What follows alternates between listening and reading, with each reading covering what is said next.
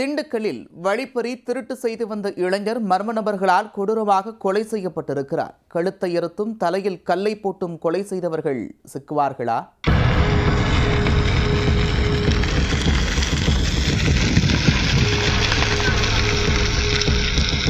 திண்டுக்கல் பேருந்து நிலையம் அருகே ஒய்யம்மார்பட்டியைச் சேர்ந்தவர் ராஜகோபால் என்கின்ற சப்பை கோபால்.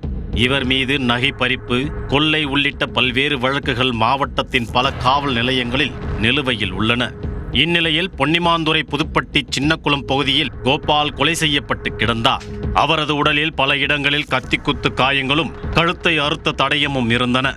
மேலும் தலையில் கல்லை போட்டு சிதைத்து கொடூரமான முறையில் கோபால் கொலை செய்யப்பட்டு கிடந்தார். அந்த வழியாக சென்றவர்கள் கொடுத்த தகவலின் பேரில் திண்டுக்கல் தாலுகா போலீசார் சம்பவ இடத்திற்கு சென்றனர்.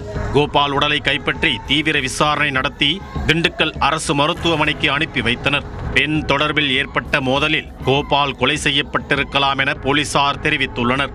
கொலையாளிகளை பிடிக்கும் முயற்சியில் திண்டுக்கல் தாலுகா போலீசார் தீவிரமாக ஈடுபட்டுள்ளனர்.